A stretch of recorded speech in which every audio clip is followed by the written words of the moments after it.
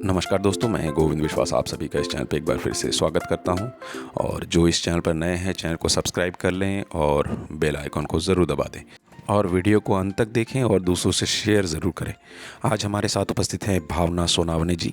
भावना जी, आपका बहुत बहुत स्वागत है इस प्रोग्राम में, जिसका नाम है अपनी कहानी अपनी ज़ुबानी। हम जानना चाहते हैं आपका जन्म, आपकी स्कूलिंग, आपका एजुकेशन व इस फील्ड के प्रति आपकी रुचि कैसे बढ़ी। उस विषय में आप दर्शकों से ज़रूर कुछ शेयर कीजिएगा। नमस्ते, मेरा नाम भावना सोनवणे है। मैं एक चित्रकार हूँ और कई अलग माध्यमों में भी काम करती हूँ, जैसे कि रिलीफ मेटल स्कल्पचर और सिरेमिक। इसके अलावा मुझे मेरी ट्रैवल स्टोरीज लिखना भी पसंद है। हाल ही मैंने नेचुरोपैथी निसर्गोपचार की पढ़ाई शुरू की है। मेरा जन्म सोलापुर, महाराष्ट्र में हुआ था। बचपन में मुझे पढ़ाई खास पसंद नहीं थी, पर चित्रशिल्प में काफ़ी रुचि थी। स्कूली किताबें कई बार चित्रों से भरी पड़ी रहती थी और स्कूल टीचर ने छोड़ी हुई चौक पर कार्विंग कर दी। 12वीं तक मैंने साइंस में पढ़ाई की और फिर आर्ट इंस्टीट्यूट ज्वाइन किया। घर से पूरी तरह से विरोध था, पर मैंने काफ़ी सारी कहानियां बनाकर ये फील्ड चुनी है। बिल्कुल, और जिनको विरोध मिलता है और वो अगर कलाकार हों तो वो और अपने सारे पुरजोर लगाकर इस फील्ड में काम करते हैं, जैसा मेरा खुद का भी अनुभव है। और दूसरा, हम जानना चाहते हैं आपको इंस्पिरेशन किन से मिलता है। इस विषय में भी ज़रूर दर्शकों से कुछ शेयर कीजिएगा। मेरे इंस्पिरेशन नेचर है, मुंबई सिटी और यहाँ की भागदौड़ वाली लाइफ है। क्योंकि बचपन से ही मेरे बाबा के साथ मेरी माँ को भी मैंने काम में व्यस्त देखा है। इससे आत्मनिर्भरता ध्यान में हमेशा रही। माँ बाबा दोनों भी कॉलेज में लेक्चरर थे और शायद इसलिए शुरू में मुझे भी सारी उम्र शिक्षिका रहना चाहती थी। मैंने 2 साल तक मुंबई में आर्ट इंस्टीट्यूट में टीचिंग की है, पर चित्र और नौकरी एक साथ करना कुछ हद तक मुश्किल था और धीरे धीरे अच्छी गैलरियाँ भी अप्रोच करने लगी थी, तो मैंने टीचिंग छोड़ दी। पर खुश हूँ कि इस वजह से मैंने काफ़ी अलग माध्यम सीखने के लिए समय दे पाई हूँ। मैंने 2001 में जीडी आर्ट पूर्ण किया रहेजा स्कूल ऑफ आर्ट से, LS Raheja school of art से बांद्रा, और diploma in art education sir JJ school of art से किया है। उसके बाद मैंने 2009-10 में मेटल इनामलिंग सीखा टाइमलेस मोमेंट्स मुंबई से। उसके बाद मैंने कुछ वर्कशॉप्स की संदीप मंचेकर के इंस्टीट्यूट में से, और उसके बाद मैं कुछ ना कुछ एक्सपेरिमेंट्स करती रही अलग अलग माध्यमों में। मेरे पास फर्नेस थी, तो उस फर्नेस में अलग अलग तरीके से फायरिंग करने की कोशिश, उस मेटल को, उस सिरेमिक को। बिल्कुल, मेरा एक पर्सनल अनुभव है, जैसे एक्सपेरिमेंटल जो स्वभाव है वो कलाकार के अंदर कहीं ना कहीं होता है। वो एक चीज़ से सेटिस्फाई होता नहीं है, वो चलता रहता है उनके मन में। कई लोग उसको कर पाते हैं, कई लोग नहीं करते हैं, पर जो एक्सपेरिमेंट करने की जो बहुत सारी इच्छाएं हैं वो अंदर ही अंदर रहती हैं और बहुत सारे लोग करते भी हैं। और यही चीज़ कलाकार को एक रास्ता दिखाता है, आगे लेके जाता है, उसकी एक पहचान बनाता है। जैसे हम एग्जाम्पल के तौर पर देखें, पिकासो हमारे सामने बहुत बड़ा उदाहरण है। उन्होंने कितने तरह के काम किए और अलग अलग चीज़ों में उन्होंने बहुत सारे चीज़ों में एक्सपेरिमेंट किया। तो ये जो संभावनाएं हैं वो तलाशने का काम हमेशा करते रहना चाहिए। अच्छा, अब हम जानना चाहते हैं आप किस तरह के सब्जेक्ट को लेके, किस तरह के ऑब्जेक्ट को लेके आप काम करते हैं। उस विषय में भी दर्शकों से ज़रूर कुछ शेयर कीजिएगा। चित्र में मेरे subjects nature elements, mountains, trees, flowers, insects, water, landscape but in simplified form. तो उसमें कभी होम्स, हाउसेस, बिल्डिंग्स, ऐसी भी चीज़ें होती है। मैंने कुछ शोज़ मेरे सिर्फ इंसेक्ट्स पे भी किए हुए हैं, खाली इंसेक्ट्स, बड़े बड़े बीटल 3x3 फुट के या 6 फीट का ग्रास हॉपर, ऐसे ही कुछ 2 शोज़ किए हुए थे मैंने। और मुंबई सिटी, भागदौड़ वाली लाइफ, इसमें इंसान तो नहीं दिखाती, पर घर का एक के ऊपर एक जैसे इंटरसेक्ट कर रहे हो, काफ़ी बारीक ब्रश से काम करना मैं पसंद करती हूँ, तो काफ़ी समय एक ही चित्र पर देती हूँ। बड़े बड़े कैनवास पर बारीक ब्रश से डिटेलिंग करने में मुझे बहुत मज़ा आता है। इसमें कुछ भी रियलिस्टिक तो नहीं होता, पर रेशा आकार इतने सिंप्लीफाइड होते हैं जैसे बच्चे की सोच। बच्चा जैसा सोचता है ना, उसी तरह से कॉम्प्लिकेशन दूर रखकर सहज सोच से मैं ड्राइंग्स करती हूँ और उसी में काम करती रहती हूँ, उसी में बारीक बारीक बारीक काम करती हूँ। तो मेरे कैनवास में गूढ़ ऐसा कुछ नहीं होता। किसी को मुझे ज़्यादातर ऐसे कोई आके पूछता नहीं है कि आपने काम क्या किया है, क्योंकि जो कुछ भी है वो सामने दिख रहा है। सब कुछ सहज भाव से करती हूँ, जिससे देखने वाले को भी वो सहज खुशी मिले, उस खुशी का अनुभव हो, उसमें कॉम्प्लिकेशंस ना हो। कला आनंद देने के लिए बनी है, तो अपना दुख बांटने से अच्छा है कि अपना आनंद बांटो। बिल्कुल, ये बात आपने बहुत सही कही कि कला दुख बांटने के लिए नहीं, कला सुख बांटने और खुशियाँ बांटने के लिए होती हैं। अब हम अगले प्रश्न की ओर आगे बढ़ते हैं कि जैसे हमने पहले ही बताया था कि आर्टिस्ट को एक्सपेरिमेंटल होना चाहिए। क्या आप भी एक्सपेरिमेंट करती हैं उन किसी चीज़ों से कैनवास के अलावा? उस विषय में भी दर्शकों को ज़रूर कुछ शेयर कीजिएगा। कैनवास पर चित्र के अलावा मैं मेटल पर भी मीनाकारी इनामल टेक्निक से चित्र बनाती हूँ। कभी वो तांबे का पतरा ठोक ठोक कर टेढ़ा मेढ़ा करके उस पर काम करती रहती हूँ। यही मेरे एक्सपेरिमेंट्स है। मुझे डिजिटल माध्यम बस कुछ हद तक सीमित रखना ही पसंद है। डिजिटल की वजह से कलाकार की यूनिकनेस गुम हो रही है, ऐसा मेरा मानना है।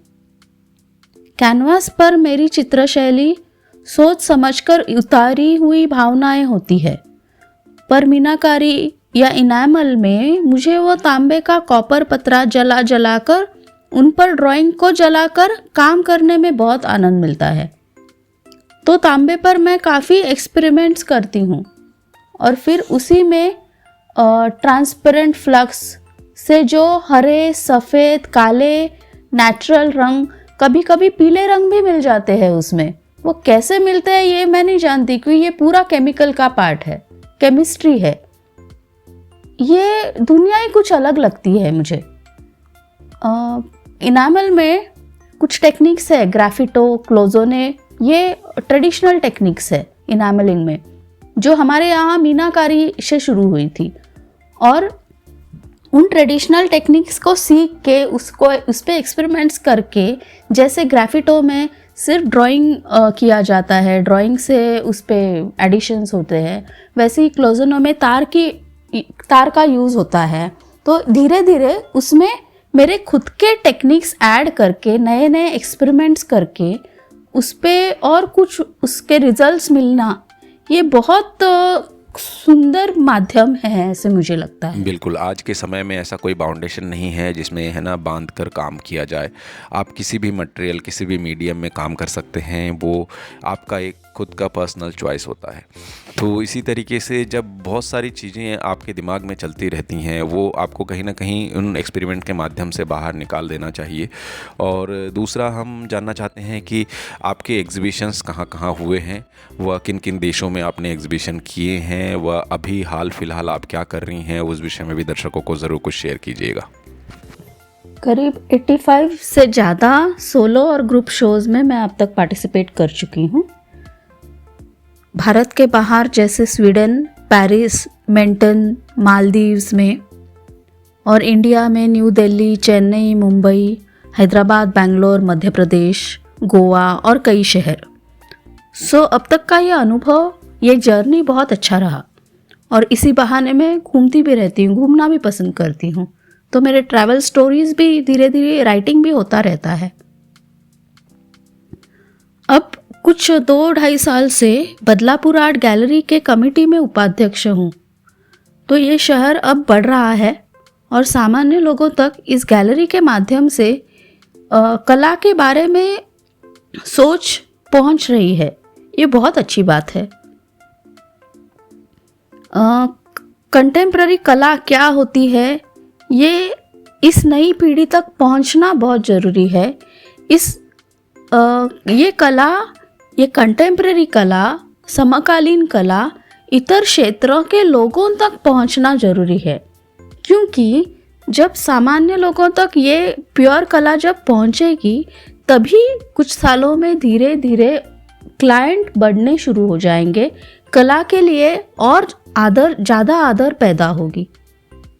और बदलापुर आर्ट गैलरी और हमारी टीम इसमें काफ़ी कुछ अच्छा कर रही है। तो ये पब्लिक आर्ट गैलरी है,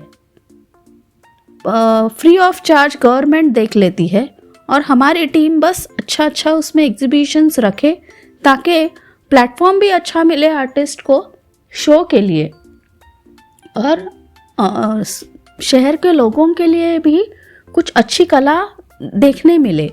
तो ये बिल्कुल, इन उसका सब कार्यों उद्देश्य के है। लिए सरकार की सहायता होना बहुत आवश्यक है, क्योंकि आजकल समकालीन दौर में ऐसे बहुत सारी चीज़ें हैं जो देखने के लिए और सुनने जानने के लिए आवश्यक हैं। डिजिटल माध्यम के और तरह से हम लोग भी ये कार्य अपनी ओर से कर रहे हैं, क्योंकि ये भी एक डिजिटल माध्यम है जिसके ज़रिए हम लोगों तक अपनी बात पहुंचा रहे हैं, और इसके लिए हमें थैंक यू बोलना चाहिए यूट्यूब को, सोशल मीडिया प्लेटफॉर्म को।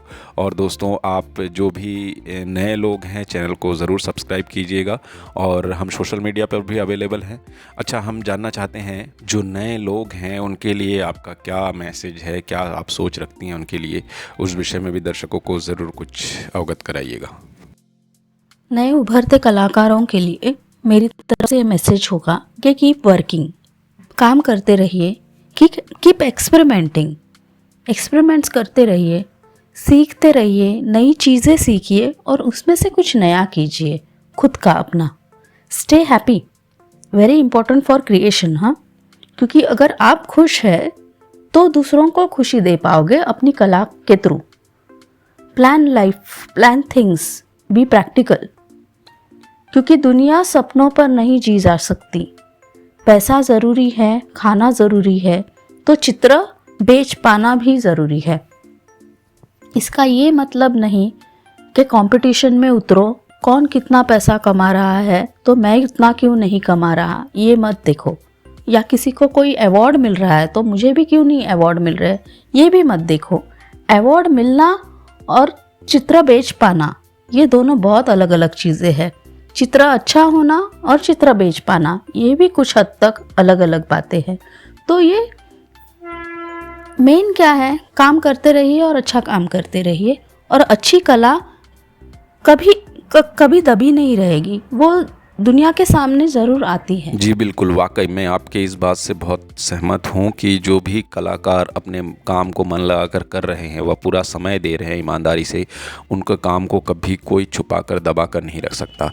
वो आज नहीं तो कल वो प्लेटफॉर्म पर, सोशल मीडिया पर या आर्ट फील्ड में अपनी एक जगह बना ही लेता है, ये तो श्योर है। और भावना जी, आपका बहुत बहुत धन्यवाद इस बातचीत के लिए, इतना सारा समय निकाला आपने, और उन दर्शकों का भी बहुत बहुत धन्यवाद। और दर्शकों से एक निवेदन है, जिनको ब्लॉगिंग में आनंद आता है वो हमारा ब्लॉग चैनल है गोविंद विश्वास ब्लॉग नाम से, आप वो भी देख सकते हैं।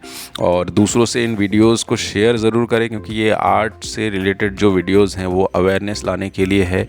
आपके उन स्टूडेंट्स से शेयर करें जो कॉलेज में पढ़ रहे हैं, या उन आर्ट लवर्स से शेयर करें जो कि आर्ट में रुचि रखते हैं, क्योंकि इसमें बहुत सारे ऐसे वीडियोस हैं।